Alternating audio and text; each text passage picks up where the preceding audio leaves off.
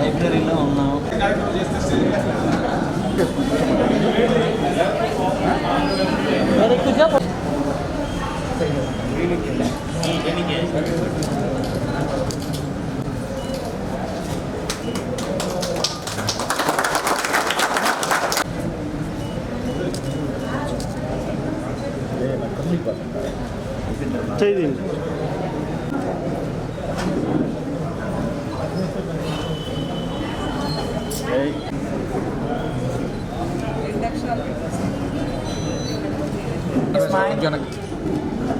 Right smile sir. ఒకసారి మేడకి అలాగే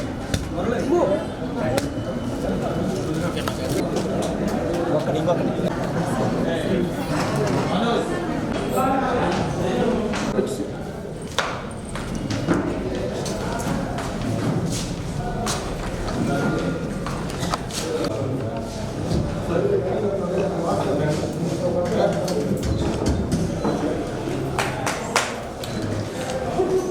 ఆ ఫైల్ ఇప్పుడు తీసుకున్నాము.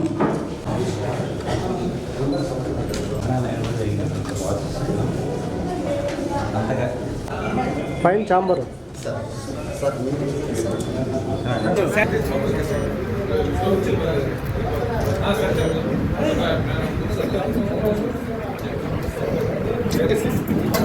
ఒక్క గ్రూప్ ఫోటో తీస్తే మేము బయటికి వెళ్ళి జరగండి ఉండండి, అందరూ నిలబడండి ఒకసారి. Sir sir ready sir sir ఒకసారి చూడండి సార్. ఆగాదు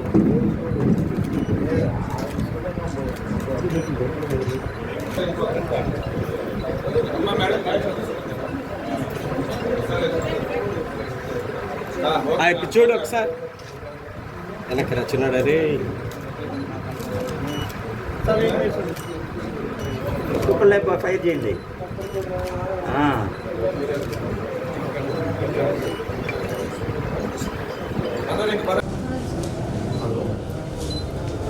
smile please. కడిగిరి చేసినటువంటి ఘనత వహించిన అభివృద్ధి కాలనీకులు శ్రీ బిఎన్ విజయ్ కుమార్ గారు ఉమ్మడి జిల్లా నుంచి చీలి 2019 ఎన్నికల్లో ఫలితాలని అద్భుతంగా ఛేదించి విజయాన్ని చేజికాహవంతులు చిన్న వయసులోనే పార్టీ అగ్రనాయకత్వం మన్ననలు పొంది మాల కార్పొరేషన్ చైర్మన్ పెదపూడి విజయ్ కుమార్ గారు, ప్రథమ పౌరురాలు శ్రీమతి గండార సుజాత గారు,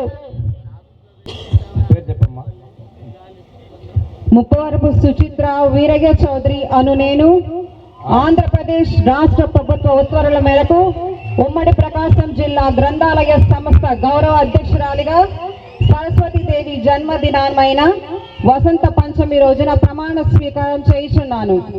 ఉమ్మడి ప్రకాశం జిల్లా గ్రంథాలయ సంస్థ అధ్యక్షురాలుగా నిపక్షపాతంగా సేవానిరతితో సంస్థ అభివృద్ధి పదంలో ముందుకు తీసుకెళ్లుటకు కృషి చేస్తానని ప్రమాణం చేయుచున్నాను.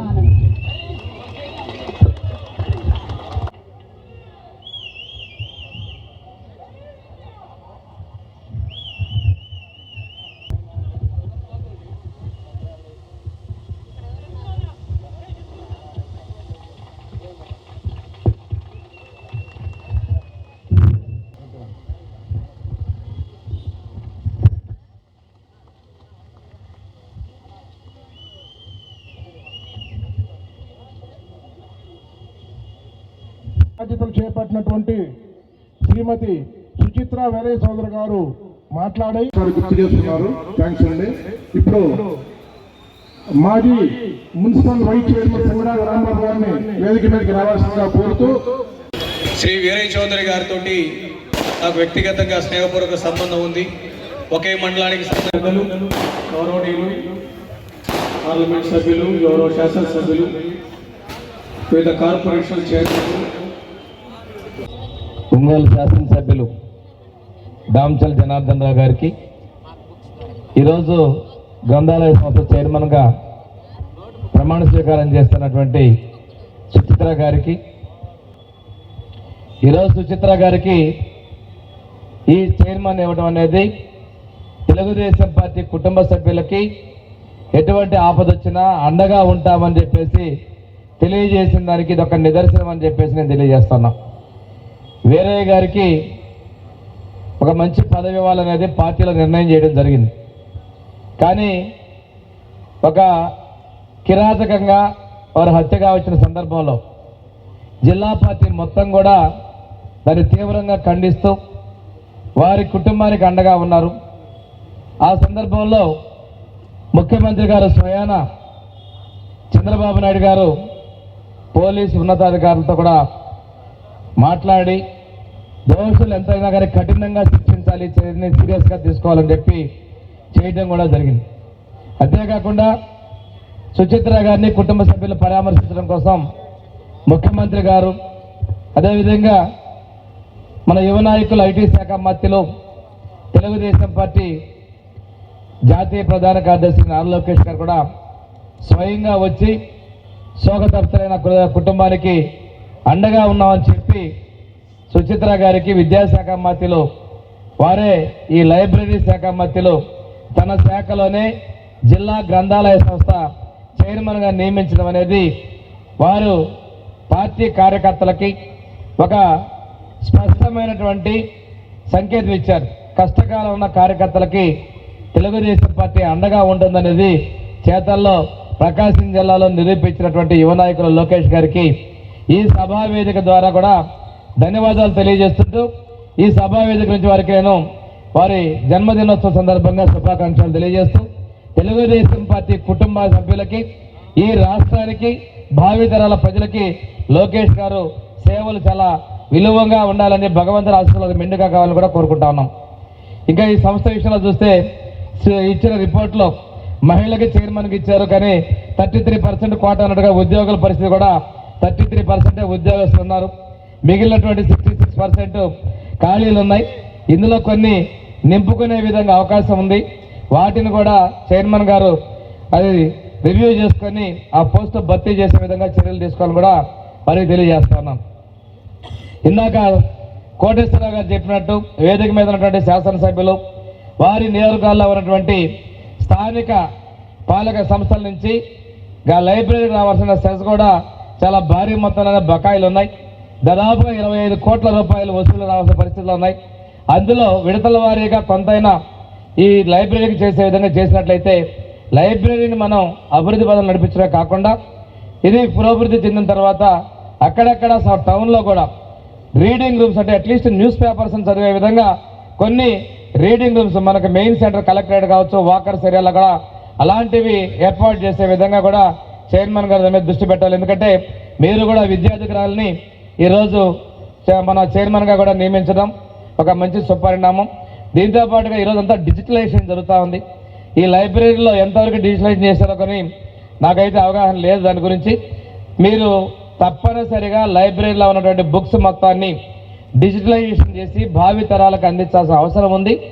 దీంతో పాటుగా ఈరోజు ఒకప్పుడు కాంపిటేటివ్ ఎగ్జామ్స్కి ఒంగోలులో చదువుకునే వాళ్ళందరూ కూడా లైబ్రరీకి వచ్చి న్యూస్ పేపర్తో పాటు బుక్స్ జరిగేటువంటి పరిస్థితి ఉంది.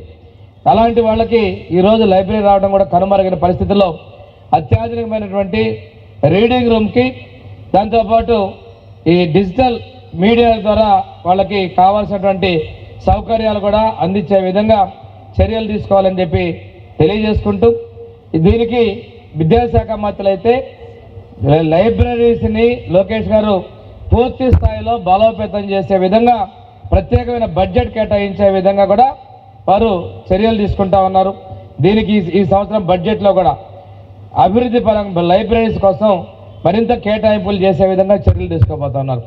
అంతరించిపోతున్నటువంటి పరిస్థితుల్లో రచయితలకి ప్రోత్సాహాలు ఇచ్చే విధంగా ఈరోజు రిటైర్డ్ అయినటువంటి వాళ్ళ దగ్గర నుంచి కూడా లైబ్రరీకి వచ్చే విధంగా చర్యలు తీసుకునే విధంగా ప్రభుత్వం చర్యలు ఇస్తుంది. ముఖ్యంగా అయితే విద్యాశాఖ మంత్రులు లైబ్రరీ చాలా విలువైంది అని ప్రతి స్కూల్స్లో కూడా లైబ్రరీస్కి నింపుతూ లైబ్రరీ పోస్టులు కూడా భర్తీ చేసేందుకు చర్యలు తీసుకుంటా ఉన్నారు. కాబట్టి ఇక్కడ ఉన్నటువంటి ఎంటైర్ ఈ లైబ్రరీకి డిపార్ట్మెంట్ స్టాఫ్ను కూడా మీరు శాఖా గ్రంథాలయాలు కావచ్చు, గ్రామీణ గ్రంథాలయాలు కావచ్చు, మీరు కూడా సిబ్బంది సమయపాలన పాటిస్తూ మీరు ఇచ్చేటువంటి సేవల్ని కూడా ప్రజలకు తెలియజేసే విధంగా ఒక బ్యానర్ రూపంలోనో పోస్టర్ రూపంలో కూడా అందించాల్సిన అవసరం ఉంది. ఎందుకంటే ఆ లైబ్రరీకి వెళ్తే లాక్ చేసే విధానం కాకుండా వాటిలో ఉన్నటువంటి పరిస్థితులను కూడా తెలియజేయాల్సిన అవసరాలు ఉన్నాయి.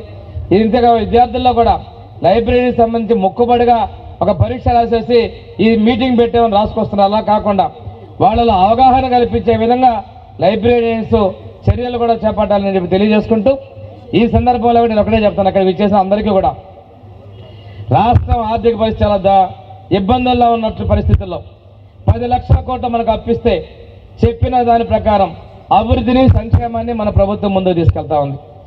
ఈరోజు భారతదేశంలో అత్యధిక మొత్తంలో సామాజిక భద్రతా పెన్షన్ ఇస్తున్న రాష్ట్రం ఏదైనా ఉందంటే అది ఒక తెలుగుదేశం సారథ్యంలో ఎన్డీఏ ప్రభుత్వం ఆంధ్రప్రదేశ్ రాష్ట్రం అని చెప్పి నేను గొప్పగా చెప్తున్నా.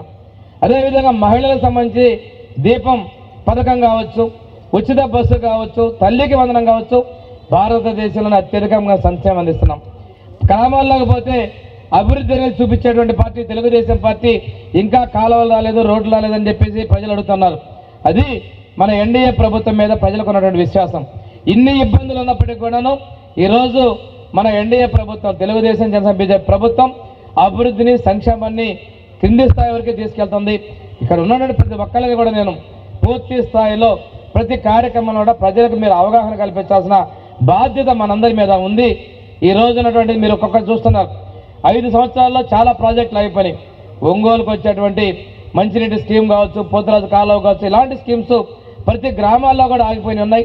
అదే ప్రభుత్వం కంటిన్యూస్గా ఉన్నట్టయితే ఈరోజు అభివృద్ధి ఇంకో పదంలో ఉండేటువంటిది ఉన్నాయి. ఈ సందర్భం అయినా కానీ మీ అందరూ కూడా ప్రభుత్వం చేసే కార్యక్రమాల్ని ప్రజలకు వివరించాల్సిన అవసరం ఉంది. అప్పుడే సుస్థిరమైనటువంటి ప్రభుత్వం, కంటిన్యూస్ ప్రభుత్వం ఈ రాష్ట్రంలో నెలకొనే విధంగా ఉంటుందని చెప్పి మీ అందరికీ కూడా పిలుపునిస్తూ, ఈ పరిస్థితి ఎందుకు చెప్పాల్సి వచ్చిందంటే గ్రంథాలయాలకు కూడా అప్పులు అనేది పైనుంచి వచ్చిన వారసత్వంలో కూడా ఒక భాగంగా ఉంది. అయినప్పటికీ కూడాను విద్యాశాఖ మధ్యలో గ్రంథాలయాల్ని బలోపేతం చేయాలి, విప్లవాత్మకమైనటువంటి సంస్కరణలు తీసుకురావాలి అనేటువంటి కృషితో పట్టుదలతో ఉన్నారు.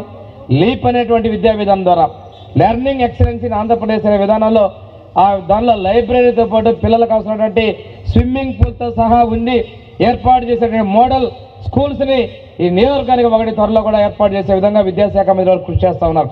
వారి యొక్క ఆలోచనలకు అనుగుణంగా మనందరం కూడా ఈ లైబ్రరీస్ని పటిష్టం చేసే కోసం మన ప్రాంతాల నుంచి లైబ్రరీకి ఉన్నటువంటి బకాయిలు కూడా చెల్లించాలని తెలియజేసుకుంటూ చైర్మన్గా ప్రమాణం చేసుకున్న సుచిత్ర గారికి నేను ఏదైతే ఉందో ఒక బాధ్యతని పార్టీ మీ మీద మీ కుటుంబానికి అండగా ఉండాలి, మీకు పూర్తిగా అండగా ఉన్నామని చెప్పేసి లోకేష్ గారు ఇచ్చినటువంటి బాధ్యతల్ని పూర్తిగా మీరు పరిపూర్ణంగా నిర్వర్తించి మంచి పేరు తీసుకొచ్చే జిల్లాలో ఈ పాఠకులకి అందుబాటులో విధంగా వినూత్నంగా ఉండేటువంటి సేవలు అందించేలా మీకు కృషి చేయాలని మనస్ఫూర్తిగా కోరుకుంటూ మీకు శుభాశీస్సులు తెలియజేస్తూ సెలవు తీసుకుంటున్నా. జై హింద్. అంతా కూడా ప్రజానికాన్ని తెలియజేయని చెప్పి వారు సూచించారు. చేసినందుకు అందరికీ పేరు పేరున ధన్యవాదాలు తెలియజేస్తా ఉన్నాను. Thank you. ఈరోజు ప్రకాశం జిల్లా గ్రంథాలయ సంస్థ చైర్మన్గా నాకు బాధ్యతలు ఇవ్వడం నా జీవితంలో ఎంతో మరుపురాని రోజుగా భావిస్తున్నాను. ఈ బాధ్యత నాపై ఉంచిన రాష్ట్ర ప్రభుత్వానికి, అలాగే 70 సంవత్సరాలు వయసు పైబడిన రోజుకు 18 గంటల పైగా పనిచేస్తూ రాష్ట్ర అభివృద్ధి కోసం అహర్నిశలు కష్టపడి పనిచేస్తున్న విజనరీ లీడర్ నారా చంద్రబాబు నాయుడు గారికి, అలాగే దుర్భిక్ష పాలనలో రాష్ట్రం అంధకారంలో ఉన్నప్పుడు కుల వివక్షతో కొట్టుమిట్టాడుతున్న తరుణంలో నేనున్నాను అంటూ ఒక తెలుగు తేజం ధైర్యంతో యువగళం పాదయాత్ర ద్వారా యువతలో ఉత్తేజాన్ని, ఉత్సాహాన్ని నింపిన యువనేత నారా లోకేష్ బాబు గారికి, నా భర్త ముప్పవరపు వీరయ్య చౌదరి గారి హత్యతో శోక సముద్రంలో ఉన్న మా కుటుంబానికి అండగా నిలబడి మమ్మల్ని ముందుకు నడిపిన ప్రతి ఒక్కరికి పేరు పేరున ధన్యవాదాలు తెలియజేసుకుంటున్నాను.